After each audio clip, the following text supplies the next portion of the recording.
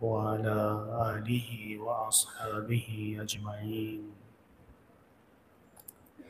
أما بعد،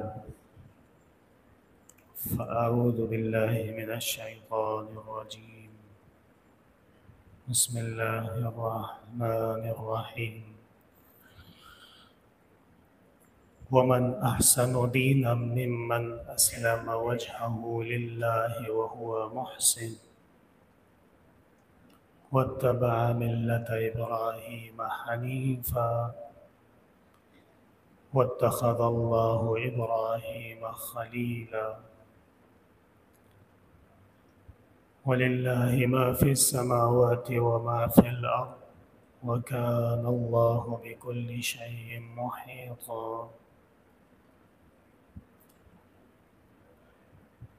گرامی قدر بزرگوں اور محترم بھائیوں، سورۃ النساء کی آیت نمبر 125 اور 126 میں نے آپ حضرات کے سامنے تلاوت کی ہے. یہ آیات محکمات میں سے ہے، قرآن کریم کے ان احکام میں سے ہے جو اپنے معنی میں، اپنے مفہوم میں اور اپنے مقصد میں بالکل واضح ہے. اللہ تعالیٰ فرماتے ہیں وَمَنْ أَحْسَنُ دِينًا، اس سے اچھا دین کس کا ہوگا، اس سے اچھا مذہب کس کا ہوگا، اس سے اچھا شریعت کس کی ہوگی. ممن اسلم وجہہ للہ، جس کسی نے اپنی پیشانی اللہ کے حکم کے سامنے رکھ دی ہو،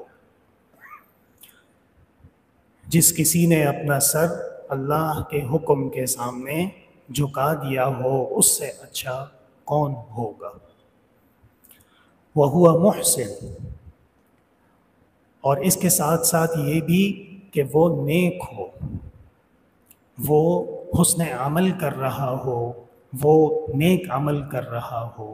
وَاتَّبَعَ مِلَّةَ إِبْرَاهِيمَ حَنِيفًا، اور حضرت ابراہیم علیہ السلام کی ملت جو حنیف تھی، یکسو تھے، اور ہر قسم کی فضولیات اور لایعنیات سے وہ کنارہ کش تھے، اس ملت کی اتباع جو کرے گا اس سے اچھا کون ہو سکتا. یہاں پہ حافظ ابن کثیر رحمۃ اللہ علیہ، جن کی مشہور و معروف تفسیر ابن کثیر ہے، انہوں نے فرمایا ہے کہ اصل میں دنیا کے اندر جتنے بھی عمل کیے جاتے ہیں وہ عمل بھی اس آیت کے مطابق ہونے چاہیے، اور دنیا کے اندر جتنی بھی خرابیاں ہیں، جو کوئی بھی گمراہ ہے، جو کوئی بھی دین سے ہٹا ہوا ہے، جو کوئی بھی شرک کا مرتکب ہو رہا ہے، اور جو کوئی بھی بدعات کا مرتکب ہو رہا ہے، کہیں نہ کہیں ان کے اندر یہ خرابی کہیں نہ کہیں پر موجود ہو. قرآن کریم نے اصول اور قانون بیان کر دیا ہے. قانون یہ ہے کہ ممن اسلم وجہہ للہ، جو کوئی بھی دین پہ عمل کرے، عبادت پہ عمل کرے، نیکی پہ عمل کرے، تو اس کے لیے پہلی شرط یہ ہے کہ اللہ کے لیے وہ عمل کرے. اس سے دکھاوا نکل گیا، اخلاص کا نہ ہونا نکل گیا، اللہ کے علاوہ کسی اور کی خوشنودی کے لیے عمل کرنا وہ اس سے نکل گیا ہے. ایسے چلتے جائیے، جتنی بھی خرابیاں ہیں، ان خرابیوں کے اندر پہلی جو کیفیت ہے وہ ہوتی ہے باطنی یعنی اندرونی، اور ایک ہوتی ہے ظاہری یعنی بیرونی. تو عمل کے ابتدا کے لیے باطن کا صاف ہونا اور باطن کا اللہ وحدہ لا شریک کے سامنے مخلص ہونا، یہ عمل کی ابتدا اور عمل کے وجود کے لیے لازم ہے. خدا نخواستہ علیہ باللہ عمل ہو اور اس میں اللہ کے لیے اخلاص نہ ہو، اللہ کے قرب کا حصول مقصود نہ ہو، اللہ کی خوشنودی اور رضا مقصود نہ ہو، تو وہ عمل دنیا کے لیے تو ہو سکتا ہے لیکن آخرت کے لیے اس عمل کی کوئی حیثیت نہیں ہے۔ اور اگلی شرط وہ ہوا محسن، اور وہ محسن ہو۔ محسن کا کیا مطلب ہے؟ یعنی وہ عمل صالح کر رہا ہو۔ عمل صالح کون طے کرے گا کہ فلاں عمل اچھا ہے اور فلاں عمل برا ہے؟ اس کے لیے اللہ تعالیٰ نے ہمیں اور آپ کو دین اسلام اور شریعت کے احکام دے دیے ہیں۔ اور پھر شریعت کیا کہتی ہے؟ وَمَا آتَاكُمُ الرَّسُولُ فَخُذُوهُ وَمَا نَهَاكُمْ عَنْهُ فَانْتَهُوا۔ جناب محمد الرسول اللہ صلی اللہ علیہ وسلم تم کو جس کام کے کرنے کا کہیں وہ کرو، اور جن کاموں سے روک دیں ان سے رک جاؤ۔ یہ ہے محسن۔ پتہ چلا کہ عمل کا باطن یعنی اخلاص کا ہونا بہت ضروری ہے، اور جب اخلاص اللہ تعالیٰ نصیب فرما دیں تو عمل کا ظاہر سنت کے مطابق ہونا، یہ بھی قرآن کی آیت کے مطابق ضروری ہے۔ جب ان پہ عمل نہ ہو تو پھر کیا ترتیب بنتی ہے؟ سورہ فاتحہ پہ غور کیجئے گا۔ صراط الذین انعمت علیہم، اے اللہ ہمیں ان کا راستہ عنایت فرما دیجئے جن پہ آپ نے انعامات کیے ہیں۔ انعامات اللہ کے کن پہ ہیں؟ انبیاء کرام پہ، اولیاء اللہ پہ، اہل دین پہ، قرآن و سنت پہ، اور جو کوئی قرآن و سنت سے محبت کرے، ان سب پہ اللہ تعالیٰ کے انعامات قرآن و حدیث کا وعدہ ہے۔ غیر المغضوب علیہم، اور اے اللہ ان لوگوں سے ہمیں بچا کے رکھیے جو مغضوبین ہیں۔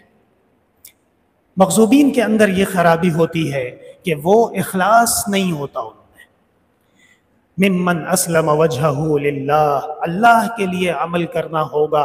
اگر عمل اللہ کے لیے نہیں ہے تو پھر وہ مغضوبین کا مصداق بنتا ہے۔ اس لیے کہ مغضوبین کی تعریف میں علماء نے فرمایا ہے کہ ان کا باطن ٹھیک نہیں ہے، ان کے اندر میں جو ہے وہ کچھ اور ہے اور باہر کچھ اور ہے۔ اور یہی ہمارا دعویٰ ہے کہ مغضوبین سے مراد یہود ہیں، اس لیے کہ وہ انسانیت کو دھوکہ دینے کے لیے ڈرامہ بازی اور چندہ، اور کبھی این جی او کے ذریعے سے کچھ دوائیں، اور کبھی غزہ میں پولیو مہم کے لیے 2 دن کی جنگ بندی، اس قسم کی ڈرامہ بازیاں وہ کرتے ہیں، لیکن ان کے اندر میں نہ وہ اللہ کے حکمرانی کے قائل ہیں، نہ وہ رسول اللہ صلی اللہ علیہ وسلم کے حکم کے پابند ہیں، کوئی چیز ماننے کے لیے وہ تیار نہیں۔ یہ ہے صراط الذین انعمت علیہم غیر المغضوب علیہم۔ اے اللہ ان لوگوں سے ہمیں بچا کے رکھیے جن پہ آپ کا غضب ہو چکا ہے، یعنی آپ کی بات ماننے کے لیے وہ تیار نہیں۔ ولا الضالین، اور اے اللہ ان سے بھی بچا کے رکھیے جو گمراہ ہو چکے ہیں۔ کیسے گمراہ ہوئے؟ سنت چھوڑ دی، دین میں اپنی طرف سے باتیں گھڑ لی، حضرت عیسیٰ کو اللہ کا بیٹا بنا دیا، فرشتوں کو اللہ کی بیٹیاں بنا دیا، اور اپنے آپ کو حضرت عیسیٰ کے لیے چنیدہ اور مخصوص لوگ مقرر کر دیا، اور عقیدہ تثلیث ان اللہ ثالث ثلاثہ، جبرائیل، عیسیٰ اور خدا علیہ باللہ کہتے ہیں یہ تینوں مل کے کائنات چلا رہے ہیں۔ یہ تمام کی تمام گمراہیاں کہاں سے شروع ہوئی؟ وَهُوَ محسن، اس لیے کہ وہ محسن نہیں تھا، وہ سنت پہ عمل کرنے والا نہیں تھا۔ علماء فرماتے ہیں مغضوبین شہوات کا شکار ہو چکے تھے اور ضالین شبہات کا شکار ہو چکے تھے۔ شہوات کی ابتدا وہ باطن کے گندے ہونے سے ہوتی ہے، اور شبہات کی ابتدا عمل کے اندر اپنی طرف سے آگے پیچھے کرنے سے ہوتی ہے۔ اس کی مثال بالکل ایسی ہے، میں کئی دفعہ دے چکا ہوں کہ ہم نے عشاء کی نماز 4 رکعت پڑھی ہے، اگر ہم اس کو 3 کر دیں تو بھی ہم محسن نہیں ہیں، اور اگر ہم اس کو 5 رکعت کر دیں تو بھی ہم محسن نہیں ہیں۔ اور یہی وہ مسئلہ ہے جو ہماری امت کو سمجھانا ہے، مسلمانوں کو سمجھانا ہے کہ دین وہ ہے کہ اتبع اللہ کی اتباع اس میں موجود ہو اور رسول اللہ صلی اللہ علیہ وسلم کی سنت سے یا آپ کے خلفاء سے یا آپ کے صحابہ سے کم از کم اس کا کوئی ثبوت موجود ہو، تب وہ دین ہے، ورنہ وہ دین نہیں ہے۔ واتبع ملت ابراہیم حنیفا، اور صرف یہ کر کے اس پہ اطمینان نہیں کرنا کہ مجھ میں اخلاص بھی بھرپور ہے اور میں سنت کے اوپر اتباع بھی کر رہا ہوں، تو اب میں کیا خدائی کا دعویٰ کر دوں؟ علیاذ باللہ، کیا میں نبوت کا دعویٰ کر دوں؟ فرمایا نہیں، اپنے اسلاف، اپنے بزرگ جو اللہ کی طرف بلانے والے لوگ تھے اور وہ لوگ جن سے اللہ نے محبت کی، ان کا نام بھی لیتے رہا کرو، اور ان کے اتباع کی کوشش بھی عمل کا لازمی جز ہے۔ اسی لیے فرمایا واتبع ملت ابراہیم حنیفا، اور اتباع کی اس نے حضرت ابراہیم علیہ السلام کی ملت کی۔ ابراہیم علیہ السلام کی ملت کیا تھی؟ وَإِنَّ اللَّهَ رَبِّي وَرَبُّكُمْ فَاعْبُدُوهُ، ایک اللہ کی عبادت۔ یا ابت لم تعبد ما لا يسمع ولا يبصر، ابا جان حضرت ابراہیم نے اپنے ابا سے کہا ایسی چیز کی کیوں عبادت کرتے ہیں جو سنتے بھی نہیں ہیں، جو دیکھتے بھی نہیں ہیں، اور آپ کو کوئی نفع بھی نہیں دے سکتے۔ حضرت ابراہیم علیہ السلام نے اپنی قوم کے سامنے فرمایا تھا انی براء مما تعبدون، تم جو الٹے سیدھے کام کرتے ہو میں اس سے بری ہوں۔ اب آپ بتائیے، کیا ہم سب کو اپنے گریبان میں جھانکنا چاہیے کہ کیا ہم حضرت ابراہیم علیہ السلام کی مقتدا پہ عمل کرتے؟ ہمارے گھر میں شرک ہو رہا ہوتا ہے اور ہم خاموش بیٹھے ہوتے، ہمارے گھر میں اسلام اور سنت کو پامال کیا جا رہا ہوتا ہے اور ہم خاموش بیٹھے ہوتے۔ ہمارا شہر ہمارا گھر ہے، ہمارا ملک ہمارا گھر ہے، ہماری زمین ہمارا گھر ہے، لہٰذا جب اس زمین پہ آپ چاہتے ہیں کہ اللہ کی طرف سے فضل و کرم اور رحمتوں کی بارش ہو تو اس کے لیے 3 اصول ہو گئے۔ سب سے پہلے اللہ کے حکم کے سامنے سر جھکانا ہے، اللہ کے حکم کے سامنے پیشانی رکھنی ہے۔ دوسرا اصول کہ جناب رسول اللہ صلی اللہ علیہ وسلم جو دین لے کے تشریف لائے اسی دین پہ چلنا ہے، دائیں بائیں مڑنے کی اجازت نہیں۔ اور تیسرا اصول، اللہ تعالیٰ نے جن لوگوں پہ رحمتیں اور کرم فرمائے ان کو اپنا مقتدا ماننا اور ان کے اعمال کے مطابق عمل کرنے کی کوشش کریں۔ یہ 3 اصول اگر کسی بھی انسان میں موجود ہوں، خدا کی قسم وہ کامیاب ہے، وہ فلاح پالے گا اور وہ اللہ تعالیٰ کے مقربین میں سے بن جائے گا، اور دنیا میں جہاں کہیں پہ بھی شرارت ہے، بے دینی ہے، خلاف سنت ہے، بدعات ہیں، شریعت کی خلاف ورزی ہو رہی ہے، میرا چیلنج ہے، بلکہ قرآن کریم کا چیلنج ہے کہ ان 3 خرابیوں میں سے کوئی نہ کوئی خرابی وہاں پہ موجود ہو۔ واتخذ اللہ ابراہیم خلیلا، اور انعام بھی سن لیجئے، اگر آپ اتنے پیارے پیارے عمل کریں اور دین پہ سیدھا سیدھا چلیں تو اللہ تعالیٰ آپ کو بھی خلیل بنا لیں گے، دوست بنا لیں گے، ساتھی بنا لیں گے، جیسے اللہ تعالیٰ نے حضرت ابراہیم علیہ السلام کو خلیل بنا دیا تھا۔ ابراہیم علیہ السلام بہت بڑی شخصیت، جناب محمد الرسول اللہ صلی اللہ علیہ وسلم کو ایک شخص نے آواز دی یا خیر البریہ، اے وہ شخص جو کائنات میں سب سے زیادہ افضل ترین ہے۔ آپ نے فرمایا ذاک ابراہیم، مجھے ایسا نہ کہو، یہ ابراہیم ہے۔ علماء نے فرمایا جناب محمد الرسول اللہ صلی اللہ علیہ وسلم کا اخلاق اور آپ کا عجز، آپ کی انکساری، آپ کی بندگی تھی، اس لیے آپ نے ایسے فرمایا کہ میں خیر البریہ نہیں ہوں، میرے جد امجد حضرت ابراہیم ہے۔ آپ صلی اللہ علیہ وسلم نے باقاعدہ اپنے بھائیوں، روحانی بھائیوں اور انبیاء کرام کا اکرام کیا ہے۔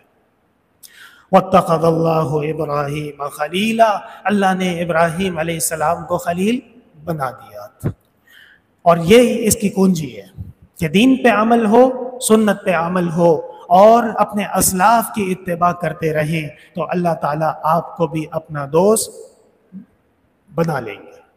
وَلِلَّهِ مَا فِي السَّمَاوَاتِ وَمَا فِي الْأَرْضِ، اور یہ نہ سمجھنا کہ اللہ کے اختیار میں کچھ بھی نہیں ہے۔ اللہ کے اختیار میں آسمان و زمین ہے، وَكَانَ اللَّهُ بِكُلِّ شَيْءٍ مُحِيطًا، اور بے شک اللہ تعالیٰ ہر چیز کا احاطہ کیے ہوئے ہیں۔ اللہ سے چھپنا ممکن نہیں ہے، اللہ سے بھاگنا ممکن نہیں ہے۔ اللہ تعالیٰ کی خلاف ورزی، اللہ کی نافرمانی کر کے اور پھر یہ سمجھ لینا کہ علیہ باللہ ہم چھپ جائیں گے یا ہم بھاگ جائیں گے، یہ تمام چیزیں جائز نہیں۔ وَيَسْتَفْتُونَكَ فِي النِّسَاءِ، اور یہ آپ سے سوال کرتے ہیں خواتین کے بارے میں۔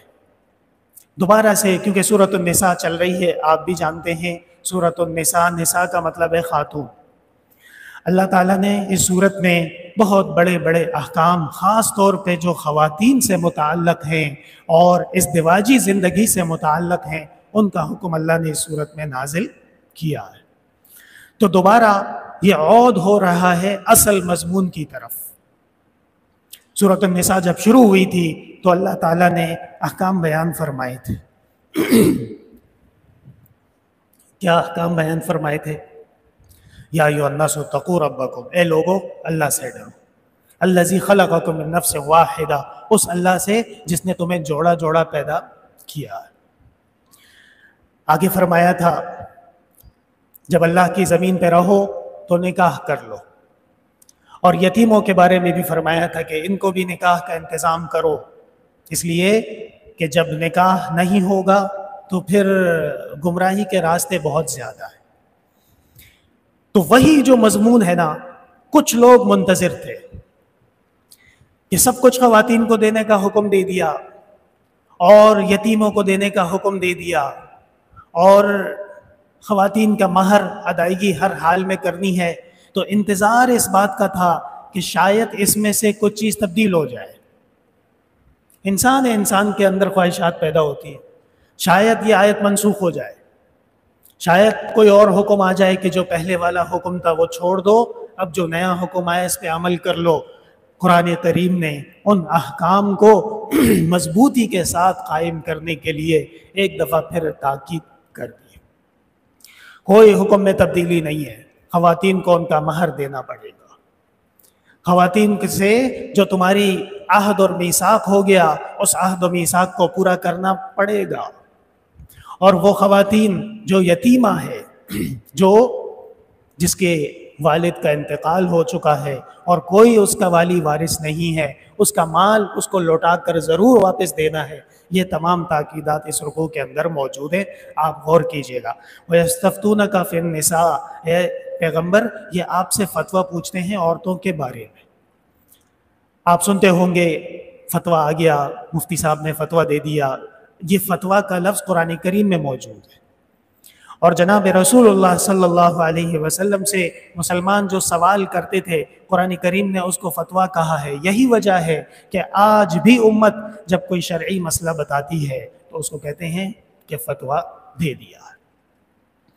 اور جو لوگ شریعت کے دشمن ہیں، جن کو اللہ سے خواہ کا یا اپنی شومی قسمت کی وجہ سے اللہ سے ضد و عناد ہے، اور جن کو رسول اللہ صلی اللہ علیہ وسلم کی لائی ہوئی شریعت بری لگتی ہے، وہ فتویٰ کو گالی دیتے ہیں۔ اصل بات یہ ہے کہ وہ گالی سب کچھ کو دینا چاہتے ہیں، لیکن اللہ کے دین کے پروانے غیرتی مسلمان موجود ہیں، اس لیے درمیان میں کہہ نہیں سکتے، کہیں گے تو خیر نہیں ہے۔ جن لوگوں نے کہا ہے ان کا انجام آپ نے دیکھ لیا، اس لیے درجہ بدرجہ کبھی وہ فتویٰ کو گالی دے دیں گے، کبھی مولوی صاحب کو برا کہیں گے، کبھی ان کو مسجد بری لگے گی، کبھی ان کو اذان کی آواز بہت تیز لگے گی۔ یاد رکھیے گا دل کے اندر کھوٹ موجود ہے، اور اللہ کا فضل ہے، مومنین میں اتنی فراست ہوتی ہے کہ وہ دیکھتے ہی سمجھ جاتے ہیں کہ یہ منافق ہے یا یہ ہمارے ساتھی ہے۔ اس لیے آپ پریشان نہ ہو، منافق مدینہ میں ہوتے تھے۔ امام مالک رحمۃ اللہ علیہ نے امام ابو حنیفہ سے کہا تھا نا کہ الکوفی لا یوفی، امام صاحب آپ کوفہ کے رہنے والے ہیں اور کوفہ والے بڑے خطرناک لوگ ہیں، اچھے لوگ نہیں ہیں۔ تو امام نے جواب میں کیا کہا کہ حضرت آپ عجیب استدلال کرتے ہیں، وَمِنَ الْأَعْرَابِ مُنَافِقُونَ وَمِنْ أَهْلِ الْمَدِينَةِ، اللہ نے قرآن میں کہا ہے مدینہ میں بھی منافق موجود ہیں۔ سب کسی جگہ پہ سب اچھے بھی نہیں ہوتے اور کسی جگہ پہ سب برے بھی نہیں ہوتے۔ ایک مولوی صاحب یہاں تشریف لائے، حضرت والد صاحب رحمۃ اللہ علیہ سے کہا کہ آپ کی مسجد کے جو محلہ ہے، اس کے نمازی 100% ہے؟ انہوں نے سوال کیا کہ آپ اتنی محنت کر رہے ہیں، اتنا بڑے آپ شیخ ہیں، تفسیر پڑھاتے ہیں، حدیث پڑھاتے ہیں، فقہ پڑھاتے ہیں، تو آپ نے کبھی یہ محنت نہیں کی کہ آپ کے محلے کے لوگ 100% نمازی ہوں؟ حضرت والد صاحب رحمۃ اللہ علیہ نے جواب دیا کہ جس محلے کے 100% نمازی رسول اللہ صلی اللہ علیہ وسلم پیدا نہ کر سکے، ہم کون ہوتے ہیں؟ میں نے دیکھا وہ شیخ باقاعدہ خاموش ہو گئے، پریشان ہو گئے. حضرت نے کہا وہ بات کرتے ہیں اس موضوع پہ، لیکن وہ سمجھ گئے یہ اللہ تعالیٰ کی تقسیم ہے. مکہ کے اندر علی ابن ابی طالب اور حمزہ ابن ابی طالب ہے، تو مکہ کے اندر ابو جہل بھی ہے، شیبہ بھی ہے، عتبہ بھی ہے، اور تبھی تو حق واضح ہوتا ہے. میں یہ نہیں کہہ رہا خدا نہ خواستہ کہ کچھ برے لوگوں کو ہونا چاہیے، بری بات نہ. مقصد یہ ہے کہ ہم اپنی محنت کے اوپر توجہ رکھیں اور نتیجہ اللہ تعالیٰ کی دست قدرت میں. ہم افسوس نہیں کر سکتے کہ ہم نے 50 سال محنت کر لی اور لوگوں پہ اثر ہی نہیں ہوا. ہاں، انما علیک البلاغ، اے رسول آپ کے اوپر بیان کرنا ہے، عمل ہونا یا نہ ہونا یہ اللہ کی مرضی. اس لیے فرمایا وَيَسْتَفْتُونَكَ فِي النِّسَاءِ، اے ہمارے محبوب پیغمبر آپ سے مسلمان پوچھتے ہیں خواتین کے بابت. قُلِ اللَّهُ يُفْتِيكُمْ فِيهِنَّ، آپ فرما دیجئے اللہ تعالیٰ تمہیں فتویٰ دے رہے ہیں. پتہ چلا کہ سب سے اعلیٰ اور سب سے بڑا فتویٰ کس نے دیا ہے؟ اللہ تعالیٰ نے خود دیا ہے. قُلِ اللَّهُ يُفْتِيكُمْ فِيهِنَّ، غور سے سنو، اللہ تعالیٰ تمہیں ان کے بارے میں فتویٰ دے رہے ہیں، جواب دے رہے ہیں. وَمَا يُتْلَى عَلَيْكُمْ فِي الْكِتَابِ، اور تم پہ کتاب میں پڑھا جا چکا ہے. وہی آیتیں جو میں نے آپ کو تمہید میں کہا کہ سورۃ النساء کی ابتدا میں بڑی تفصیل کے ساتھ معاشرت کے اور ازدواجی زندگی کے احکام بیان ہوئے. قرآن کریم خود حوالہ دے رہا ہے وَمَا يُتْلَى عَلَيْكُمْ فِي الْكِتَابِ، اور تم پہ تلاوت کی جا چکی ہے، تم پہ پڑھی جا چکی ہے کتاب میں، قرآن کریم میں. فی یتام النساء، ان یتیم خواتین کے بارے میں، اللاتی لا تؤتونہن ما کتب لہن، تم ان کو نہیں دے رہے وہ جو ان کا حق ہے. اسلام خواتین کے حقوق کا علم بردار ہے، اسلام خواتین کے حقوق کا امین ہے. یہ لوگوں کی شرارت، جن لوگوں نے خواتین کو ننگا کر کے بازار میں بیچا ہے، اور جو لوگ اپنی بسکٹ اور اپنا کیک بیچنے کے لیے خاتون جب تک ننگی کھڑی نہ ہو ان کا بسکٹ نہیں بکتا، وہ خواتین کے حقوق کی باتیں کرتے ہیں. اور جو خواتین کو کھانے کے ریسٹورانٹوں پہ بیچتے ہیں اور جہازوں کی خدمات میں بیچتے ہیں، انہوں نے، میں نے پہلے الحمدللہ اس موضوع پہ تفصیل سے بات کی ہے کہ اس دنیا میں خواتین کے ساتھ جو فراڈ ہوا ہے وہ تاریخی ہے. حضرت والد صاحب رحمۃ اللہ علیہ فرماتے تھے عورت کے ساتھ جو فراڈ ہوا ہے، اس کی آزادی کے نام پہ عورت جو ذلیل ہوئی ہے، اور آزادی کے نام پہ عورت کو ہر جگہ بیچا گیا ہے، اور آزادی کے نام پہ خاتون کو مرد نے اپنی شہوات کی تسکین کا سبب بنا دیا ہے، یہ حقوق ہے خواتین کے؟ ہرگز نہیں. حقوق یہ ہے، قرآن کریم کتنی مرتبہ خواتین کے بارے میں آگاہ کر چکا ہے. ایک دفعہ پھر کہہ رہا ہے کہ وہ یتیمہ خاتون جس کے والی وارث مر چکے ہیں ان کو اپنی میراث مت سمجھنا، ان کو اپنی کنیز مت سمجھنا. وہ ایک آزاد خود مختار مسلمہ مومنہ ہے، اگر شادی کرنی ہے تو اس کی مرضی اس میں ضروری. اور مفتے میں شادی نہ کر بیٹھنا، مہر دینا ہے. کوئی کہے کہ یہ تو میرے بھائی کی بیٹی تھی اور فلاں کی بیٹی تھی اور ہم کیا اس کو مہر دیں. اصل بات یہ ہے کہ حقوق کی ادائیگی ضروری. پھر ایک دفعہ قرآن تاکید کر رہا ہے اللاتی لا تؤتونہن، وہ خواتین جن کو تم نہیں دے رہے، ما کتب لہن، جو ہم نے ان کے لیے مقرر کر دیا. اب اس میں وہ خاتون بھی شامل ہے جس سے آپ نکاح کرنا چاہتے ہیں، وہ خاتون بھی شامل ہے جو آپ کی وکالت میں رہی ہے یتیمہ، وہ رشتہ دار بھی شامل ہے جس کے بڑے آپ کو امین بنا کے گئے تھے. گزشتہ رکوع میں یہ مسائل گزر چکے ہیں کہ وراثت کے اندر ترتیب ہوتی ہے، دادا ہے، پھر اس کے بعد باپ نے جس کو مقرر کیا ہے نگران، اس کا حق زیادہ ہے. وَتَرْغَبُونَ أَن تَنكِحُوهُنَّ، اور تم رغبت کرتے ہو کہ ان سے نکاح کر لو. کس طرح رغبت رکھتے ہو؟ دو صورتیں ہو سکتی ہیں. یا تو خاتون بہت حسین و جمیل ہے، حسن اخلاق والی ہے، آپ اس چکر میں ہیں کہ مفتے میں شادی کرا دوں بیٹے کی، مہر نہ دوں. یہ بات قرآن کی خلاف ورزی. دوسری طرف وہ شکل و صورت میں کوئی اتنی حسین و جمیل نہیں ہے لیکن مال بہت ہے. ابا جو مر گئے تو بڑی پراپرٹی اور بڑا بینک بیلنس چھوڑ دیا، تو اب آپ اس کے ساتھ رغبت بھی نہیں رکھنا چاہتے اور چھوڑتے بھی نہیں ہیں کہ چلی جائے گی تو پیسہ بھی چلا جائے گا. قرآن کہتا ہے وَتَرْغَبُونَ أَن تَنكِحُوهُنَّ، نکاح کرتے بھی ہو تو حقوق کی ادائیگی ضروری ہے، اور نکاح نہ بھی کرتے ہو پیچھے اس کا حکم گزر چکا ہے کہ ان حقوق کی ادائیگی بھی ضروری ہے. وَالْمُسْتَضْعَفِينَ مِنَ الْوِلْدَانِ، اور ناتوان بچے چھوٹے. کون؟ ناتوان بچے. ابا انتقال کر گئے، خدا نخواستہ کسی حادثے میں شہید ہو گئے، کافر لشکر نے مار دیا، اب یہ بچے ان کا کوئی والی وارث نہیں ہے؟ بالکل قرآن کریم میں اس کی اجازت نہیں، بلکہ ان کی باقاعدہ کفالت ہوتی ہے، اور خاندان کے اندر درجات ہیں، یہاں تک کہ اگر وہ درجات نہ ہوں، چچا بھی مر گئے، دادا بھی مر گئے، ابا کی طرف سے نگران متعین کیا ہوا وہ بھی آگے پیچھے ہو گیا، تو جو شہر کا امیر ہے، جو شہر کا گورنر ہے، اس کے اوپر اس کی وراثت، اس کی کفالت ہے. اور شہر کا گورنر آگے پیچھے ہو گیا تو مسلمان ملک کا جو حکمران ہے، جو بادشاہ ہے، فرمایا وہ ان کا والی ہے، وہ ان کا وارث ہے. اس طریقے سے فرمایا والمستضعفین من الولدان، اور وہ کمزور بچے جو اپنی چیزیں خود نہیں مینج کر سکتے. وان تقوموا للیتامی بالقسط، اور یہ کہ تم قائم رہو یتیموں کے ساتھ انصاف پر. پھر تاکید کہ تم قائم رہو یتیموں کے ساتھ انصاف پر. وما تفعلوا من خیر، اور جو کچھ تم نیکی کرو گے فإن اللہ کان بہ علیما، بے شک اللہ تعالیٰ اس کو خوب جانتے ہیں. یہ نہ سمجھنا کہ اللہ واقف نہیں ہے.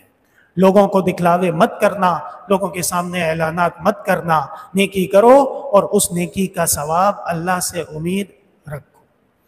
وإن امرأۃ، مزید آگے تفصیل، بہت اہم تفصیل ہے، اور وہ یہ ہے کہ انسان کی زندگی عروج و زوال کا مجموعہ ہے، اور زندگی کے اندر جیسے خوشی آتی ہے ایسے رنجش بھی آتی ہے، غم بھی آتا ہے، لڑائی جھگڑا بھی آتا ہے. خاص طور پہ جب شوہر اور بیگم کا تعلق، تو ضرور ضرور ایسا نہیں ہو سکتا کہ ہمیشہ خوشی ہو، اور یہ بھی نہیں ہو سکتا کہ ہمیشہ رنجش ہو. کبھی خوشی ہوتی ہے اور کبھی رنجش ہوتی ہے. اس اصول کو بیان کیا ہے قرآن کریم نے، اس لیے کہ میاں بیوی کی رنجش اگر وہ بر وقت صحیح طریقے سے اس کا سدباب نہ کیا جائے تو وہ رنجش پھر علیحدگی کا سبب بنتی ہے، اور وہ رنجش پھر دو خاندانوں کے درمیان دشمنی کا سبب بنتی ہے، اور وہ رنجش پھر چلتے چلتے پوری دو اقوام کی دشمنی کا سبب بھی بن جاتی ہے.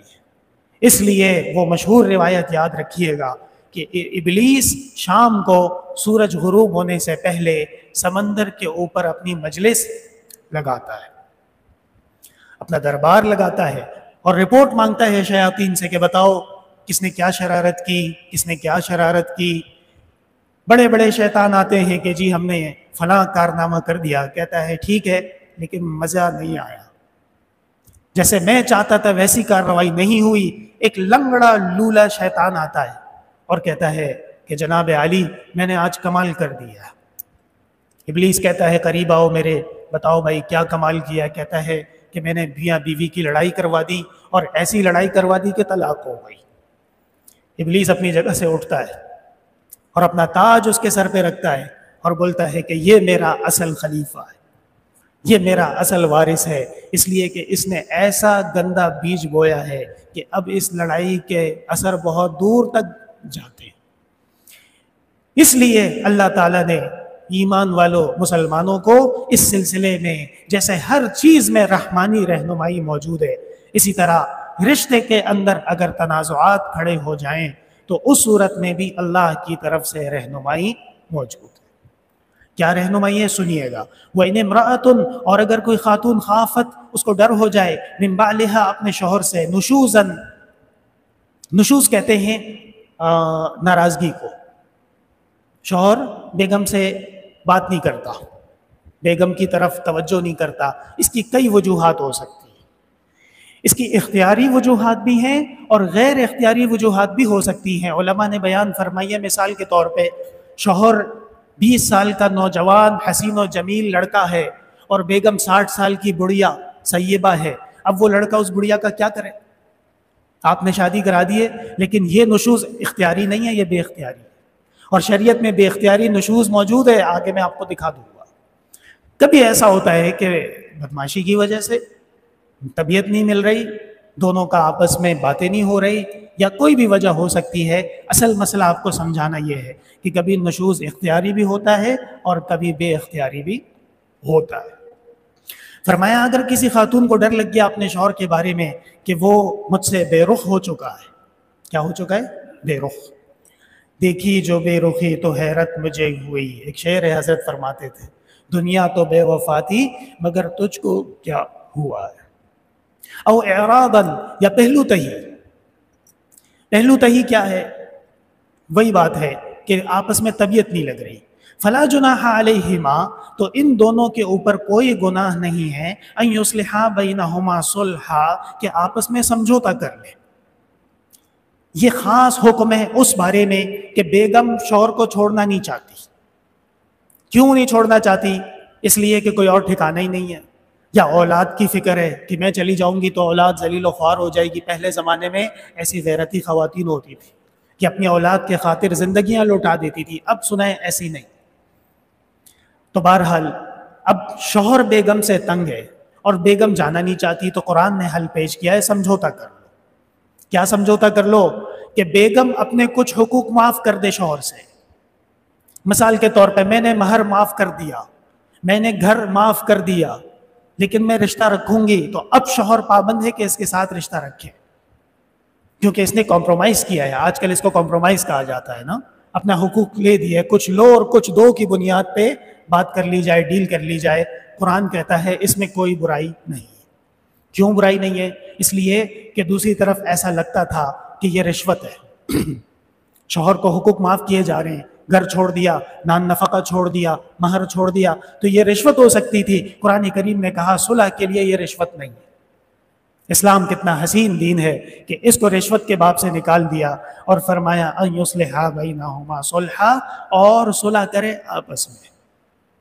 حضرت مولانا اشرف علی تھانوی رحمۃ اللہ علیہ نے کمالات اشرفیہ ملفوظات میں فرمایا ہے، دو باتیں یاد رکھنے کی ہیں۔ پہلی بات، جو شوہر بھی ہمیشہ اپنی بیگم کا معترف رہے، تعریف کرتا رہے، عجیب بات ہے، علماء کرام نے تجربہ بیان کیا ہے کہ جو شوہر بھی ہمیشہ اپنی بیگم کا معترف رہے، علیحدگی یقینی ہے۔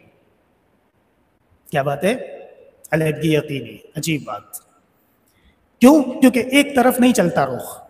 میں نے وہی کہا، زندگی نام ہے عروج و زوال کے مجموعے کا۔ اب صرف عروج ہے تو عروج کے ایک دن انتہا ہوتی ہے، اور وہ اتنی خطرناک ہوتی ہے کہ پھر وہ کہیں کے رہتا ہی نہیں۔ اور دوسری بات حضرت نے خواتین کو نصیحت فرمائی ہے کہ دو چیزیں ایسی ہیں جس کی وجہ سے شوہر کے دل میں بیگم کا گھر نہیں بستا، نکل جاتا ہے۔ دو چیزیں ایسی ہیں جس کی وجہ سے شوہر کے دل میں بیگم کی جگہ بنی بھی ہو تو ختم ہو جاتی ہے۔ نمبر ایک، زبان۔ سیدھی بات ہے، زبان کو کنٹرول رکھو۔ زبان کنٹرول میں ہوگی، بے موقع غلط کلام کر دیا تو یاد رکھیے گا منہ سے نکلنے والا جملہ یہ تیر ہے، جراحات السنان لها التیام ولا یلتام ما جرح اللسان۔ حضرت علی ابن ابی طالب رضی اللہ تعالی عنہ کا شعر ہے کہ تیر کا زخم ٹھیک ہو جاتا ہے لیکن زبان کا زخم ٹھیک ہوتا نہیں ہے۔ اور دوسری چیز، بے موقع مطالبے۔ کیا چیز؟ بے موقع مطالبے۔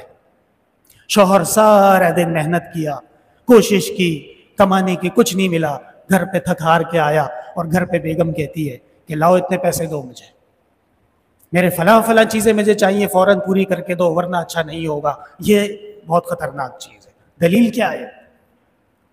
سورہ تحریم، عسیٰ ربہ ان طلقکن ان یبدلہ ازواجا خیرا منکن۔ امہات المومنین نے رسول اللہ صلی اللہ علیہ وسلم سے کیا چیز مانگی تھی؟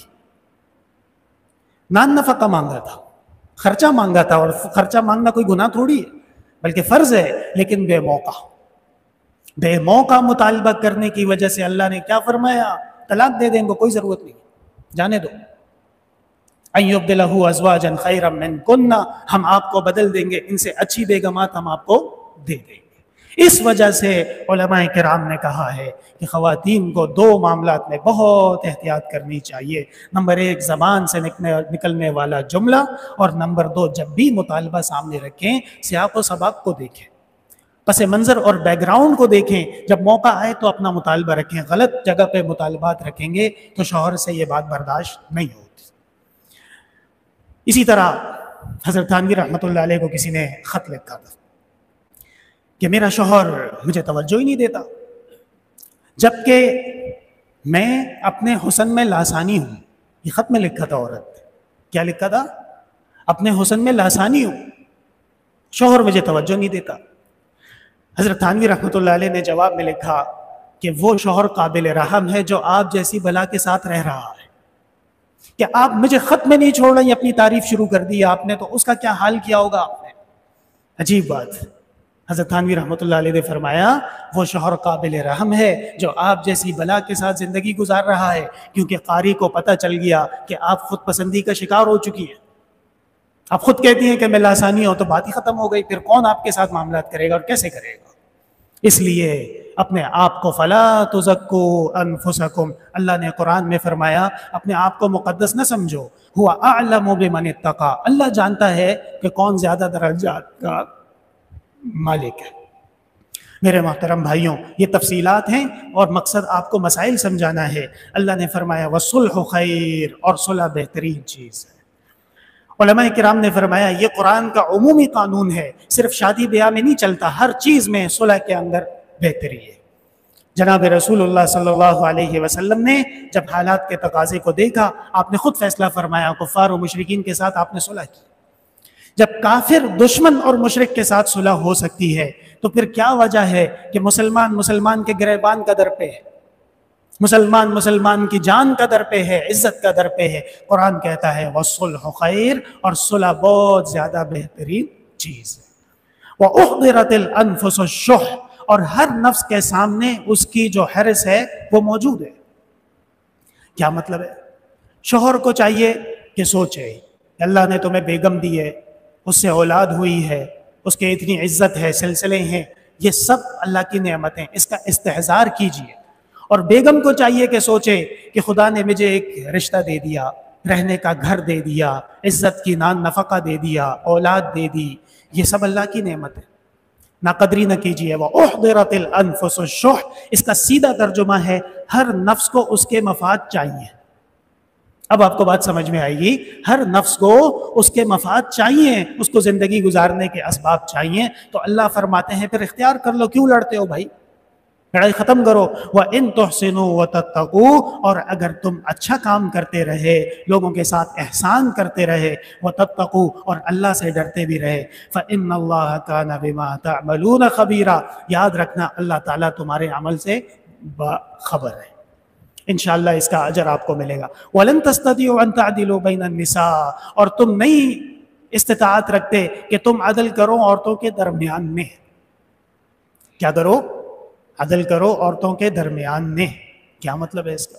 وَلَوْ حَرَصْتُمْ، اگرچہ تم چاہتے ہو، فَلَا تَمِيلُوا كُلَّ الْمَيْلِ، بس ایک طرف نہ جھک جانا، فَتَذَرُوهَا كَالْمُعَلَّقَةِ، اور دوسرے کو لٹکا ہوا چھوڑ دیا. اللہ تعالیٰ بیان فرما رہے ہیں یہ ان کے لیے تعلیمات ہیں جن کی شادیاں متعدد ہیں. بات یہ ہے. اب مسئلہ کیا ہے؟ لوگوں نے کیا مسئلہ نکال لیا اس سے کہ پیچھے ہے فواحدتن او ما ملکت ایمانکم، ایک شادی کر لو، اگر زیادہ شادیاں نہیں کر سکتے تو کتنی کر لو؟ ایک شادی کر لو. اور یہاں فرمایا ولن تستطيعوا ان تعدلوا بین النساء ولو حرصتم، اور تم استطاعت ہی نہیں رکھتے عورتوں کے درمیان میں عدل کا، اگرچہ تم چاہو. تو مسئلہ نکل آیا. کیا مسئلہ نکل آیا؟ گمراہوں کے نزدیک کہ ایک شادی جائز ہے، دو شادی جائز ہی نہیں، اور یہ وہ دلیل کر کرتے ہیں. سورۃ النساء میں پچھلی آیات میں ہے فواحدتن، ایک شادی کرو، اور یہاں فرمایا کہ تمہارے اندر استطاعت ہی نہیں ہے کہ تم دو شادیاں کر لو. مسئلہ کھڑا ہو گیا. جواب یہ ہے کہ اصل میں اس قسم کی الٹی سیدھی باتیں وہ لوگ کرتے ہیں جن کو آیات کے پس منظر معلوم نہیں ہوتے، جن کو شان نزول معلوم نہیں ہوتے. اصل بات یہ تھی کہ جناب رسول اللہ صلی اللہ علیہ وسلم نے فرمایا اللہم ھذا قسمی بین نسائی، فیما املک فلا تلمنی فیما تملک ولا املک، حدیث ہے. اے اللہ یہ میں نے اپنی تقسیم کر دی ہے اپنی بیگموں کے درمیان میں. غور سے سنیے گا الفاظ. اے اللہ میں نے تقسیم کر دی ہے بیگموں کے درمیان میں. کیا تقسیم کی؟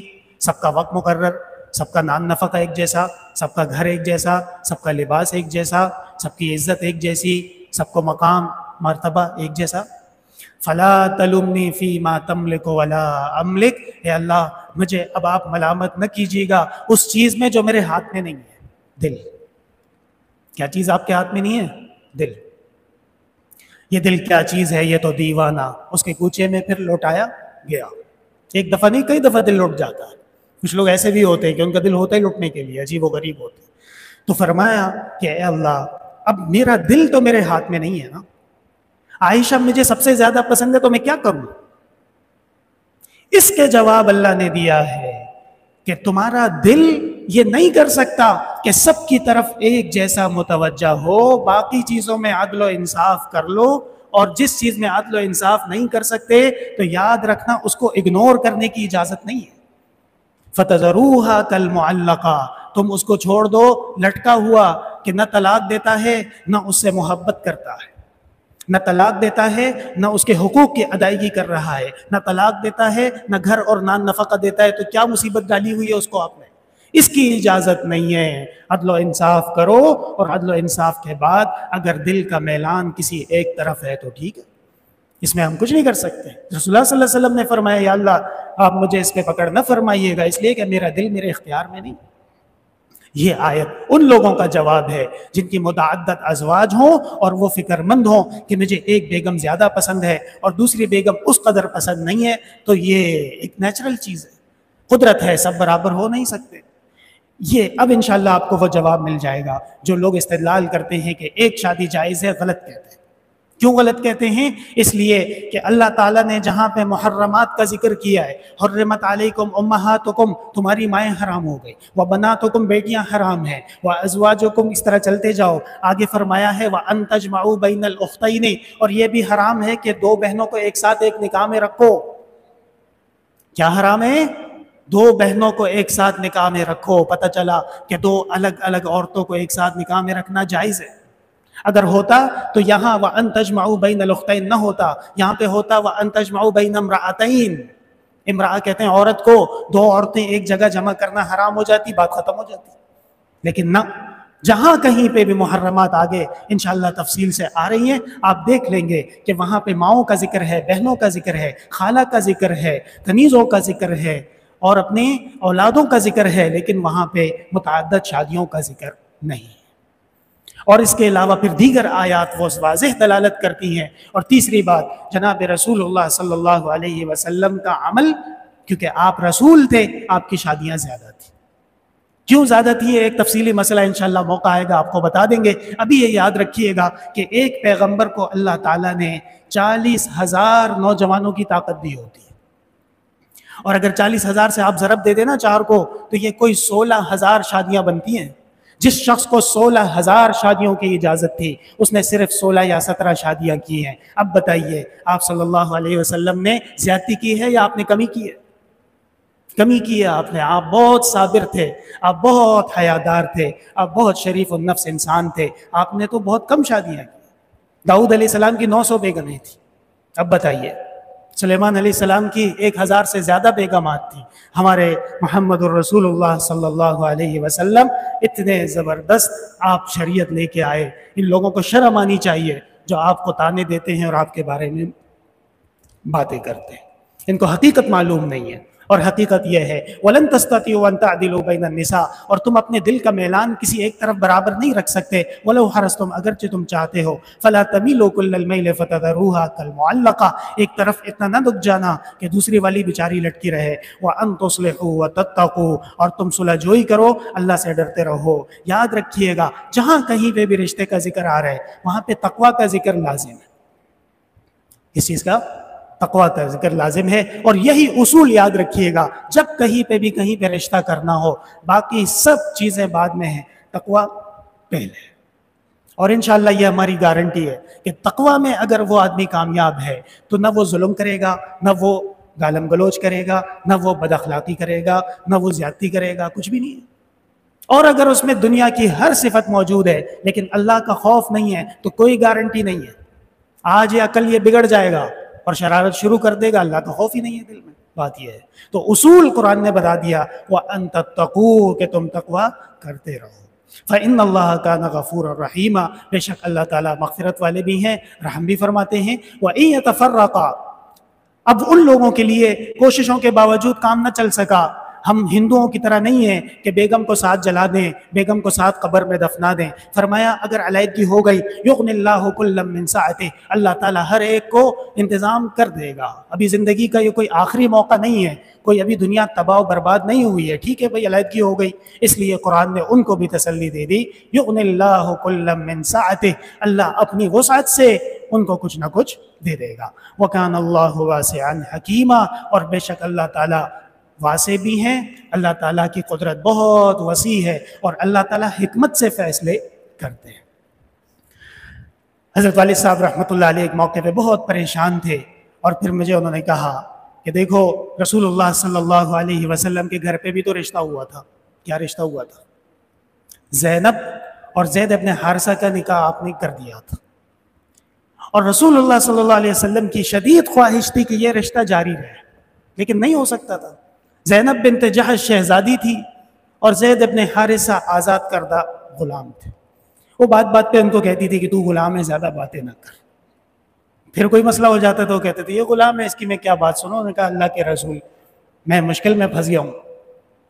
وَتَخْشَى النَّاسَ وَاللَّهُ أَحَقُّ أَن تَخْشَىٰ، اللہ نے فرمایا اے پیغمبر آپ کو لوگوں کی فکر پڑی ہوئی تھی کہ لوگ کیا کہیں گے۔ وَاللَّهُ أَحَقُّ أَن تَخْشَىٰ، لوگوں کو چھوڑو، اپنا کام کریں، جو اللہ کا حکم ہے اس کے مطابق عمل کیجئے۔ تو جب نہیں ہونا تھا تو پیغمبر کروا سکے؟ نہیں کروا سکے۔ جو کہتے ہیں کہ پیغمبر مشکل کشا ہے، حاجت روا ہے، کارساز ہے، اور آپ کے گھر میں رشتہ ہو چکا ہے زینب اور زید کا، اور آپ چاہتے تھے کہ یہ رشتہ جاری و ساری رہے، لیکن اللہ کو منظور نہیں تھا تو نہیں ہو سکا۔ آخر پھر کیا ہوا؟ حضرت زید رضی اللہ تعالی عنہ کو بھی اللہ نے عظیم مقام دے دیا کہ واحد صحابی ہیں جن کا نام قرآن کریم میں موجود ہے، اور حضرت زینب ان کو اتنا اعلیٰ مقام مل گیا کہ جناب محمد الرسول اللہ صلی اللہ علیہ وسلم کی زوجہ وہ بن گئیں، تو دونوں کے مسئلے حل ہو گئے نا۔ یہ ہے وَإِن يَتَفَرَّقَا، اور اگر جدائی ہو جائے، یغنی اللہ کلا من سعتہ، اللہ تعالیٰ وسعت دیتے ہیں اپنے فضل سے۔ وَكَانَ اللَّهُ وَاسِعًا حَكِيمًا، اور بے شک اللہ تعالیٰ بہت وسیع قدرت والے ہیں اور حکمت والے بھی ہیں۔ وَلِلَّهِ مَا فِي السَّمَاوَاتِ وَمَا فِي الْأَرْضِ، یاد رکھو اللہ ہی کا ہے جو کچھ آسمان و زمین پہ ہے۔ وَلَقَدْ وَصَّيْنَا الَّذِينَ أُوتُوا الْكِتَابَ مِن قَبْلِكُمْ وَإِيَّاكُمْ، آپ سے پہلے ہم نے جس کو تورات و انجیل دی تھی ان سے بھی کہا تھا، اور تم کو بھی کہہ رہے ہیں، کیا کہہ رہے ہیں؟ ان اتقوا اللہ، اللہ سے ڈرو، اللہ کے احکام کی پابندی کرو۔ وَإِن تَكْفُرُوا، اور اگر تم نے پہلو تہی کر دی، کفر کر دیا، یاد رکھنا تمہیں اللہ کی کوئی ضرورت نہیں، اللہ تمہارا محتاج نہیں۔ فَإِنَّ لِلَّهِ مَا فِي السَّمَاوَاتِ وَمَا فِي الْأَرْضِ، اللہ تعالیٰ ہی کے لیے ہے جو آسمان و زمین میں ہے۔ وَكَانَ اللَّهُ غَنِيًّا حَمِيدًا، اور اللہ تعالیٰ بہت غنی ہے اور اللہ تعالیٰ کے پاس ہر صفت موجود ہے۔ رحم بھی کر سکتا ہے، غضب بھی کر سکتا ہے، پکڑ بھی سکتا ہے اور چھوڑ بھی سکتا ہے۔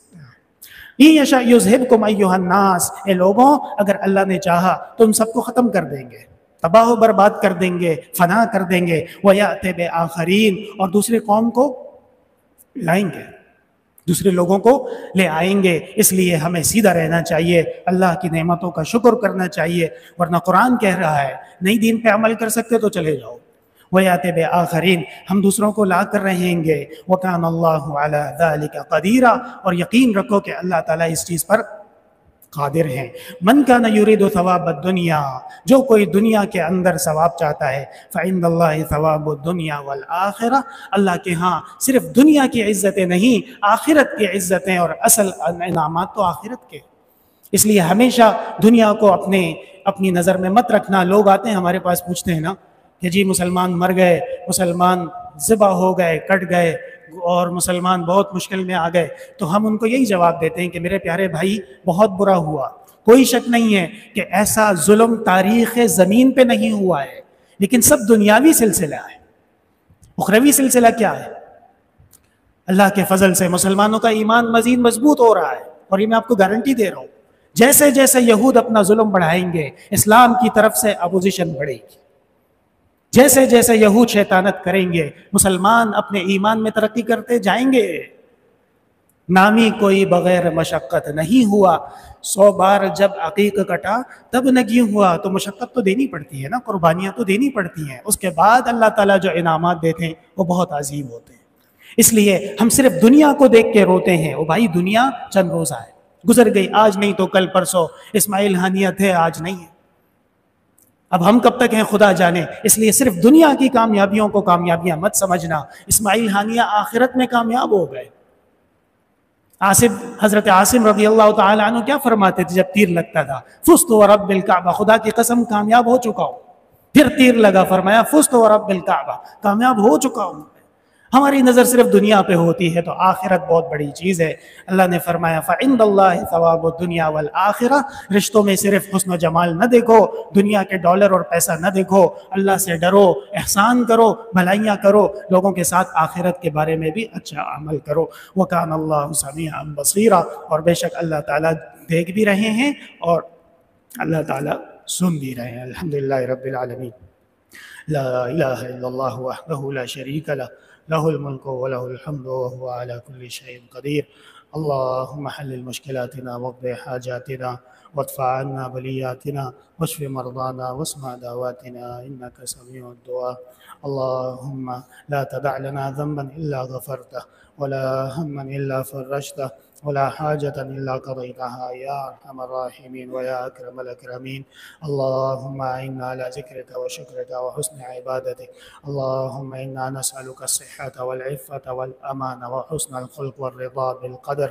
دعا کیجیے اللہ تعالیٰ اہل غزہ، اہل لبنان، تمام عالم اسلام میں جہاں کہیں پہ بھی جنگ ہے، اللہ تعالیٰ ان کی مدد فرمائیں، نصرت فرمائیں، اور پاکستان کے حالات کو اللہ تعالیٰ بہتر کر دیں. جو معاشی تنگیاں ہیں، مشکلات ہیں، اللہ تعالیٰ اس کو خوشحالی میں بدل دیں. اللہ تعالیٰ بے امنی کو امن میں بدل دیں، بے برکتی کو برکت میں بدل دیں، بد اخلاقی کو اخلاق میں بدل دیں، بے عملی کو نیک اعمال میں بدل دیں. اور یا اللہ یہ ہماری تفسیری مجلس جو ٹوٹی پھوٹی ہے، یا اللہ اس کو قبول کر لیجئے. اور یا اللہ قرآن کریم جو ایک عظیم کتاب ہے، اور یقیناً آپ کے ساتھ ہمارا واسطہ صرف ایک ہی ہے اور وہ یہ قرآن کریم ہے. یا اللہ قرآن کریم کے مطابق زندگی گزارنے کی توفیق دے دیجیے. اور یا اللہ دنیا میں جتنا بھی وقت ہے، یا اللہ عزت سے اور آپ کے فضل سے، آپ کی رحمتوں سے، آپ کی نصرتوں سے گزارنے کی توفیق نصیب کر دیجیے. اور یا اللہ جب آخرت کا وقت ہو تو کلمہ طیبہ نصیب کر دیجیے. اور جناب رسول اللہ صلی اللہ علیہ وسلم کے امتی کی حیثیت سے آپ کی شفاعت نصیب کر دیجیے. آج ہمارے اس مجلس میں کچھ خاص مہمان تشریف لائے ہیں، اللہ تعالیٰ ان کی آمد کو قبول فرمائیں. اور جتنے بھی یہاں پہ سب موجود ہیں، اللہ تعالیٰ ان کی دعائیں قبول فرمائیں. ان کے گھروں میں، ان کی سواریوں میں، ان کی فیکٹریوں میں، ان کے کاروباروں میں، جو کہ حقیقت میں دین اسلام اور مسلمانوں کی ہیں، اللہ تعالیٰ خوب برکتیں نازل فرمائیں. صلی اللہ تعالیٰ علی خیر خلقہ محمد وعلی آلہ وصحبہ اجمعین برحمتہ.